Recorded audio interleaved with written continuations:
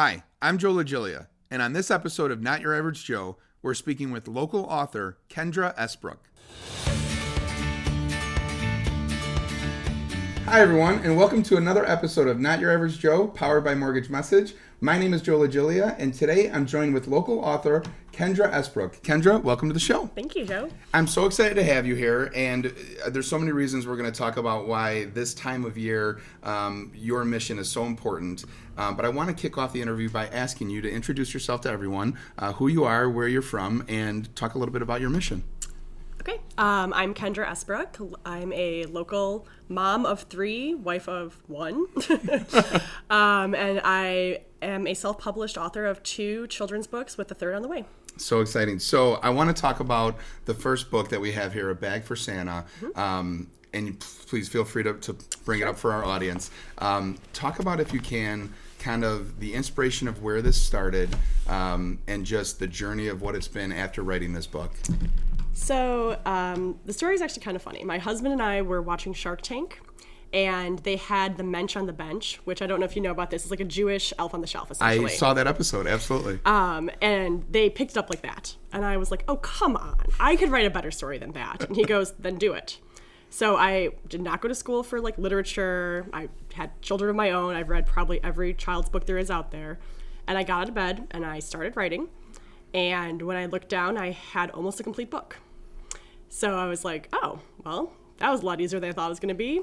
And he was like, well, what are you going to do with it now? And I was like, well, gosh, I don't know. Publish? So I wanted to have book in hand. This was like January. I wanted to have book in hand by Christmas. And to do traditional publishing was going to take 18 to 24 months. And you had to be picked up by a company, and then they were in control of all of the illustrations, and they can change your story as they see fit. And I was like, well, how much is it going to cost if I don't want to do that? And what exactly is involved if I want to just do this myself? So we looked into it and weighed the pros and cons, and 7 months later, I had books in hand. Wow. So, okay, this is so inspiring because, well, first off, I always say on the record that I think there's a story inside of all of us, and you've proven that with this first book. But for the audience who hasn't been introduced to this book yet, without giving all of it away, just kind of talk about the story of the book, if you can. Sure. So I'll tell you why I wrote it first. When my oldest was 2 or 3, we were looking at Christmas traditions. We had some from my family, some from his family that we were pulling in, and we wanted some of our own. And I, at the time, was 100% against that little guy that sits up on the shelf. We won't say his name. I'm not sure if that's like a trademark or copyright infringement, right. So we'll just say the guy that sits on the shelf. Yep. Because I was like, I don't like the concept of I'm going to be good for 24 days because a toy is watching me, and then the rest of the year I'm just going to do whatever I want. So we were also looking for a way for our kids to learn Christmas is more than just about getting. It's not just about waking up on Christmas morning and getting all these presents and getting what I want and getting time off school. It's about giving too. So I started looking for something that was child relevant, that was giving back at Christmas time. And surprisingly, there was not a lot out there, especially as far as like traditions go. There were a couple books. There was the message of, it's better to give than receive, but there wasn't really something concrete that they could understand, which is kind of what inspired this whole story. My girlfriend was actually making bags that were, she messaged them or marketed them as, if you don't want to wrap all your gifts, I'll make you a bag that says like, to Jamie from Santa, and you'll put all your gifts in there and you don't have to wrap them. And I said, well, what if we did to Santa from the Esbrook family? She's like, I don't understand why you'd want to do that, but I can make that for you. So I had her make us one, and that kind of sparked the whole idea.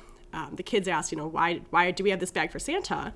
And I kind of gave them my little synopsis of, when we look around our house, we have more than we need. There's toys from when you were little, there's toys that you thought you wanted that you don't play with, or there's toys that maybe just have been forgotten in a shelf or in the attic or in the basement. So what if we were to give those toys back to Santa?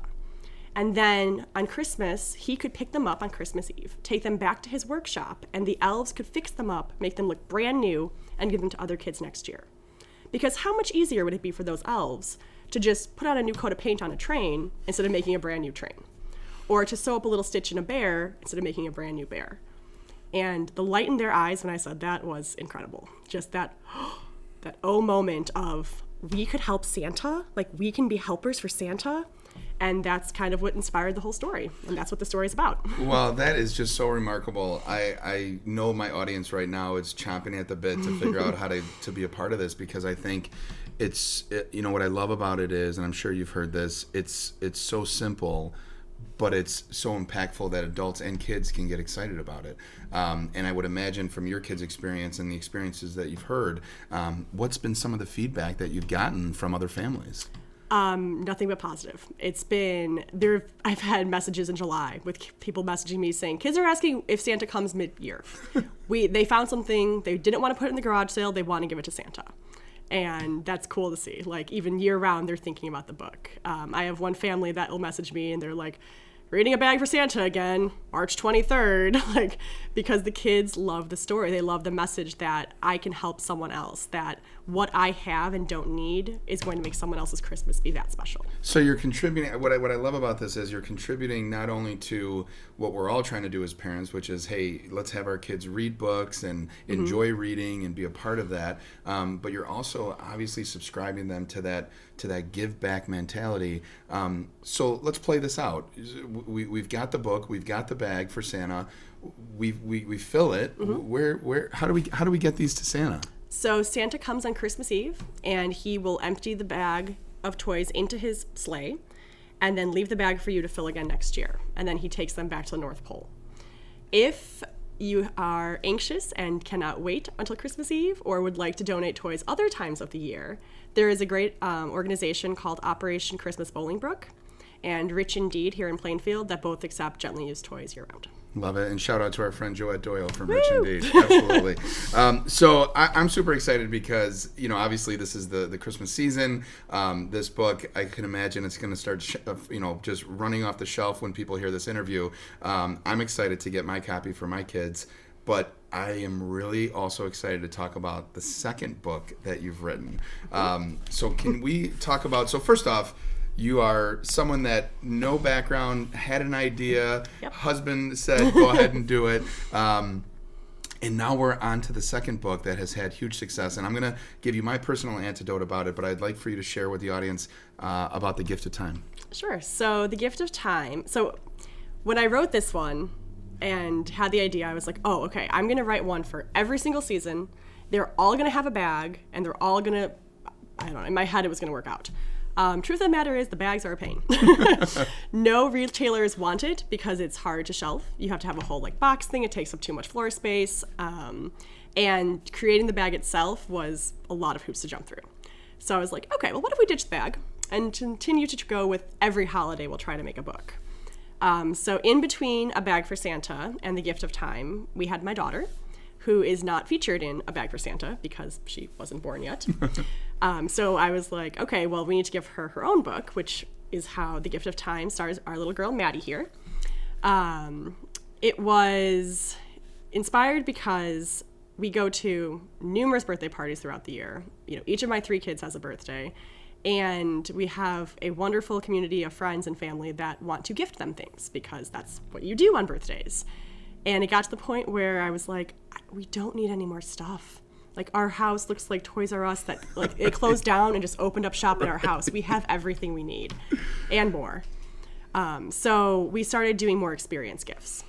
But from my 7-year-old's like, yeah, I'd rather go go-karting. That sounds great. My 2-year-old's like, what do I unwrap? I want to open something. So I thought it would be a great idea to create a book that could be both. So the book is the story about why it's better to have experience gifts than to have a physical toy to open. But the very first page is a dedication page where you can say, Dear Joe, happy 21st birthday. We are going to Disney World, or we are going to the movies, or we are doing whatever the experience is. So they have a physical gift to open, but their actual gift is the experience. Yeah, so I have to share this with you. First off, this book is amazing. It ended up in my home, and I read it to my son Will for the first time just a few weeks ago, And I got to share this experience with you live on the show. We start reading it, and it's about young Maddie that is turning 4 years old.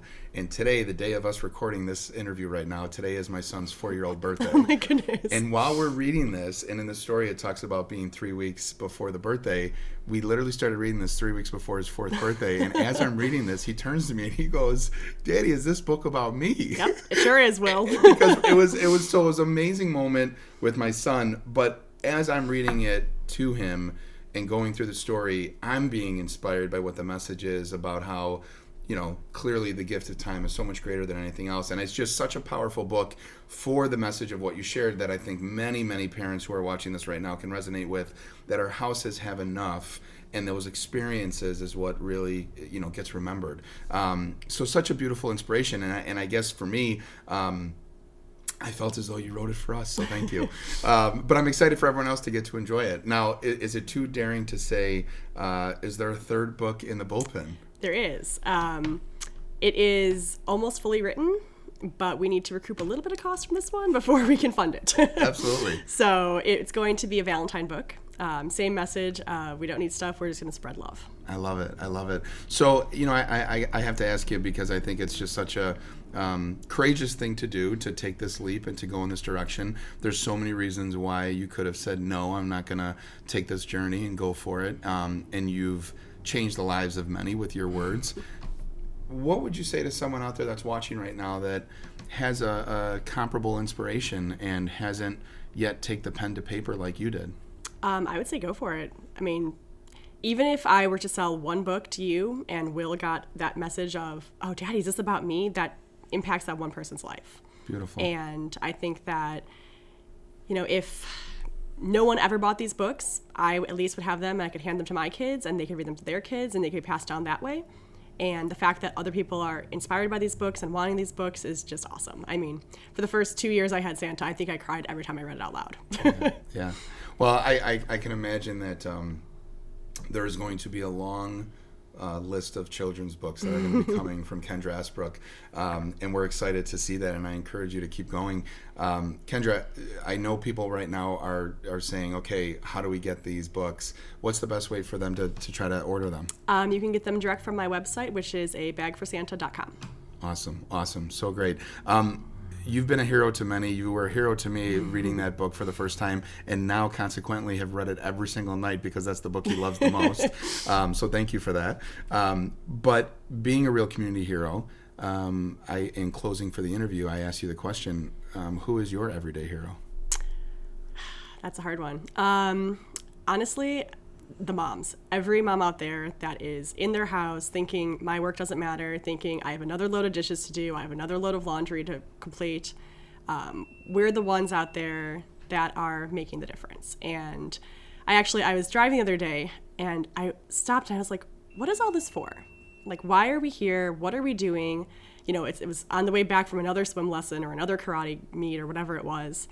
And I was like, oh, we're here to love each other. That's the whole reason for all of this. The whole point of being here is just to love and be loved and spread love.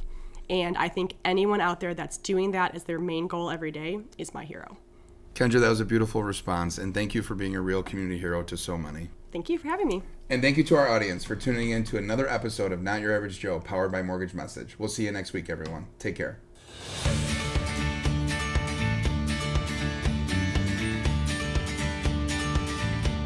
Hi, I'm local author Kendra Esbrook. I was just a guest on Not Your Average Joe, and if you have a local hero you'd like to nominate, we'd love to hear their story.